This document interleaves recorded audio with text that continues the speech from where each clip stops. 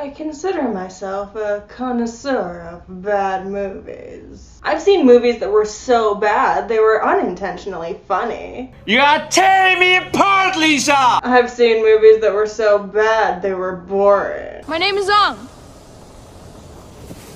And I'm the Avatar. I've seen movies that were so disturbing I wanted to turn them off before they were finished. Keep doubting, Etienne. And yet I pushed through due to some deep-rooted competitiveness where I want to prove that I can live through anything. And yet nothing could have prepared me for where the dead go to die. Before we get started, make sure that you subscribe to this channel and click that little bell thingy to get notified. I post regular movie reviews and gameplays, all with a horror theme to them. So trust me when I say that you won't want to miss what's coming. Don't believe me? Stick around to the end of the episode to find out what movie I'll be discussing next time. And before we get any further, I am going to have to put a trigger warning before this video. Where the Dead Go to Die deals with themes of sexual assault. And so the things that we are about to discuss might be particularly disturbing to those who have experienced this type of violence before. You have been warned. You know, sometimes when I watch disturbing movies, I find myself asking what sort of mental state someone needed to be in order to create something like this. And usually I can get my answer. For instance, Martyrs was written when the director was in a state of clinical depression. Necromantic was made in a fit of rage against the West German censorship board. Where the Dead Go to Die was written, directed, produced, composed, animated, and edited by a guy named Jimmy Screamer Claus. So take from that what you will. Actually, the whole cast reads like a collection of punk kids from South Park. We have M.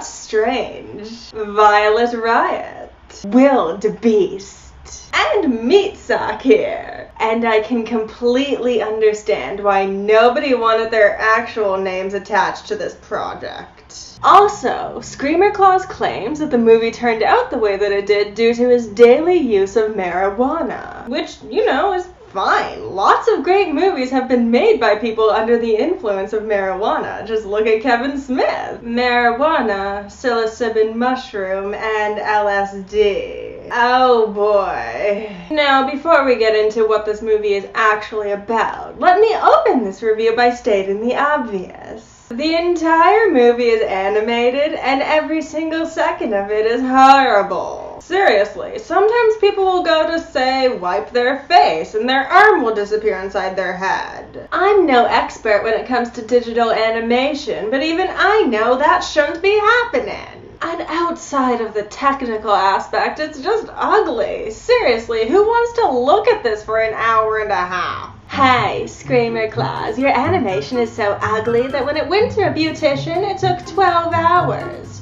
to get a quote. Your animation is so ugly, it climbed the ugly ladder and didn't miss a step. Your animation is so ugly, I feel like I have the right to call this the worst horror movie based off that animation alone. And look, a part of me does feel kind of bad for being so mean about it. Screamer Claus wasn't formally trained. He admitted himself that he learned animation just by watching YouTube videos, which is pretty cool. But then I remember the actual content of this movie, and I feel a little less bad. Another technical issue I have with this movie is the voice acting.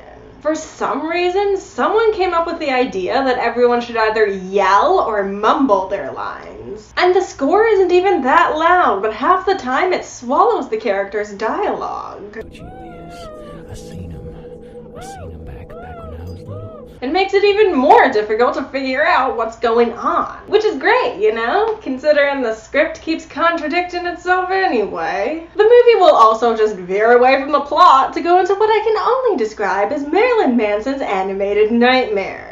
So when I describe the plot to this movie, keep in mind that this is less me trying to explain the movie, and more me just trying to make some sort of sense out of this nonsense. I mean, just look at this plot synopsis on IMDb. A troubled group of children living on the same block are haunted by a talking dog named Labby, who brings them on surreal hell rides between different dimensions and time periods. First of all, yes, this movie is split into 3 parts, sort of like a horror anthology. But not all of the movie's protagonists are children, and I didn't even realize that they were all supposed to be living on the same block until now. And this whole different dimensions and time periods thing isn't entirely clear. It's not clear what's going on in half the fucking movie. But okay. Enough build-up. Let's talk about this thing already. So like I said, this movie does feel a little bit like an anthology because it's split into 3 separate parts, with each part taking on a new protagonist. The first part is called Tainted Milk, and it follows a little boy named Tommy just walking to school in the middle of the fucking night. Tommy encounters a dog named Labby, who Screamer Claus claims is a parody of Lassie. But the only thing that the two have in common is they're both dogs. The dog tells Tommy that his mom is pregnant with the Antichrist, which, yes, comes completely out of nowhere. We did see Tommy's parents before this, but if there was any hint that his mom was pregnant, I kind of missed it between all the mumbling and the aggressive arguing between his folks. The explanation for how his mother became pregnant with the Antichrist is kind of confusing too. Labby goes on for a while about how women only produce enough milk for 1 child, so by the time the second child comes around, the milk is tainted and the second child is too. And all this is explained while we watch a woman orgasmically breastfeed a baby. Then Labby switches gears and tells Tommy about the Shadow Men, which are apparently sent by the devil to possess unborn babies and turn them evil. So the milk thing had nothing to do with it then. And also, how does all this mean that Tommy's brother is the Antichrist? Like, the Antichrist is a very specific person, literally the opposite of Christ, the one who is supposed to lead us all into our final days. Yet Labby is only explaining how evil people in general get made, so... Oh boy, we are 6 minutes into this movie and I already have so many questions. Anyway, Labby tells Tommy that he needs to kill his unborn brother, but Tommy can't bring himself to do it. So Labby reaches into the mother's vagina and rips the baby out of the womb. And then he bites the dad's member off, rationalizing that the evil came from his seed and it needed to be cut off. Wait, so now diseased sperm caused the Antichrist? Tommy then enters into some sort of dream, hallucination, alternate reality. He sees his parents as anthropomorphic dogs and then falls through a tunnel of faces anyway. All of this culminates in Tommy finding his way to this well, behind which sun-faced Jesus is hanging on a cross. Yeah, it makes about as much sense to you as it does to me. Some sort of monster that Wikipedia informs me is supposed to be a monk or something asks Tommy to make a wish, and Tommy wishes for his parents to still be alive. Then Labby shows up and tells him that he can make that happen, but first, Tommy must sacrifice his virginity. And by that, I mean that Tommy needs to have sex with Labby on top of his parents' rotting corpses. Did I mention that Screamer Claus thought that he was making a comedy with this movie? Yeah, he even had a laugh track on it and everything, and only realized that he was making a horror movie when he went back to watch it and saw how ugly the animation was. Think about that while you're watching a satanic dog rape a child on top of his parents' mutilated corpses. After this, Tommy waits for his parents to come back to life, but ultimately comes to terms with the fact that Labby lied and buries them instead. And this isn't even the part that I find most disturbing. Oh God. So before we move on to the next part, how's everyone doing? Are you having a good week? What sort of things have you been up to? I've been trying to focus on doing some more reading lately, some horror stuff like Let the Right One In, but also some more lighthearted stuff like Ready Player One because my boyfriend recommended it, and sometimes it's really nice to take your mind off of horrifying things. Okay, you guys had a chance to get a snack, maybe a juice box? Okay, let's talk about Chapter 2, Liquid Memories. So this part introduces us to the Man, a serial killer who murders people because he's then able to extract a glowing blue liquid from their body, which he then injects into himself to get high. Wait a second, where have I heard of that before? Zydrate comes in a little glass vial. A little glass vial? A little glass vial. Is there any biological truth to this? Why is this the second movie that I've seen that claims that there's some glowing blue drug produced by corpses? Literally the only difference between this and Repo the Genetic Opera is that here, Zydrate allows you to experience the dead person's memories. The man is praying in a church, when, in an alley nearby, a prostitute is shown, servicing a paraplegic veteran. And by servicing, I mean stroking the metal stilts that he has in place of legs. It's really weird too, because every stroke produces like debris or something. I don't know, some sort of gray matter falls from her hand, and I can't tell if that's supposed to be gore or just bad animation. Anyway, the veteran has a war flashback, where he sees the enemy personified as like these smiley faces that you might see animated by amateurs on YouTube. He then mistakes the prostitute for one of these smiley faces and rips her eye out. She kills the veteran and then makes her way to the church, where she begs the serial killer guy to help her. He holds her until she dies, and then he injects himself with her Zydrate. He then sees her as a child with the moon for a face, and he experiences her childhood.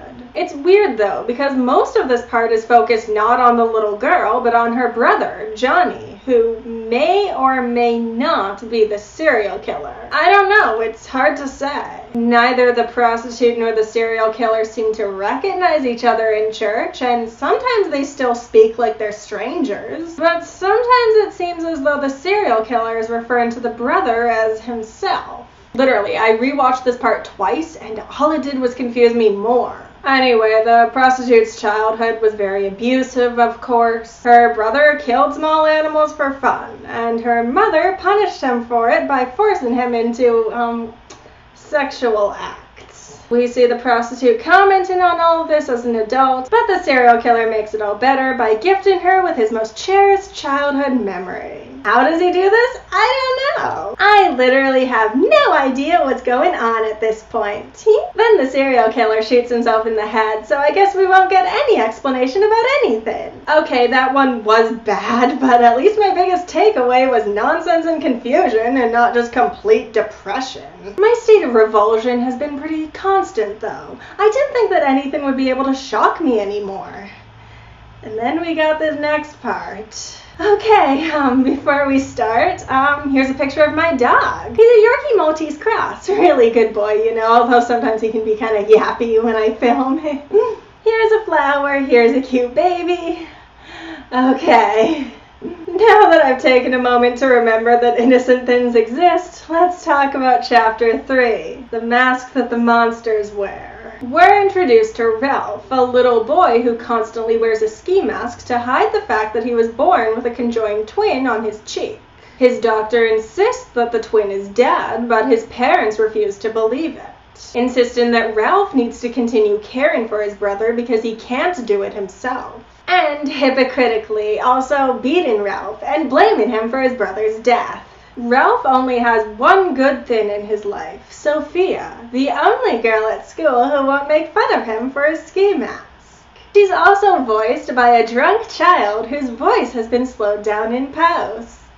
Come here, I want to show you something. Ralph goes to her house one day only to meet her father, who gives him a VHS copy of child porn, with Sophia as the star. Ralph brings it back the next day, saying that he didn't like it because Sophia was crying. But her father insists that she was only crying because Ralph wasn't the one doing it to her. We get to see Ralph and Sophia spending time together. She even tells him that he gave her the best day of her life. And ultimately, Ralph decides to make her life a little easier by being the one to rape her while her father films it. This is probably the most disturbing scene that I have ever seen in a movie. I know I keep saying that, and it's gonna start losing its meaning soon, but oh my god. The whole time, Sophia is crying and saying things like, "I'm sorry, Daddy, I promise I'll be good." And I just wanted to turn the movie off the whole time. My only hard limit in movies is graphic depictions of child abuse and especially childhood sexual abuse. And this scene made me sick to my stomach. I've said before that I watch these movies to challenge myself and see how far I can go. This was my limit. This was the moment that I was only able to continue because I had already decided that I wanted to review this movie, and I had sat there too much to give up on that thought now. Otherwise, I would have turned it off. And to make matters worse, afterwards, Sophia thanks Ralph, because after what he did, she's become so numb that she can survive her father's abuse now. The movie continues after that, but I think we all know the movie's over. Nothing that happens after that point matters anyway, it's all just gruesome nonsense. All in all, there are no circumstances under which I would recommend this movie. It's too disturbing to be a good, so bad it's good movie. It's too poorly made to be a good, disturbing movie. Just don't watch it, okay? 0 sun-faced Jesuses out of 10. Now, don't forget to subscribe to this channel and click that little bell thingy to get notified. Because next time, we're talking about the Masters of Horror episode Imprint. And trust me when I say that you won't want to miss it. Give this video a like if you enjoyed it, and while you're down there, why don't you leave me a comment? Let me know what the worst movie you've ever seen is. Thank you so much for watching, my pets, and I will see you next time. Love you.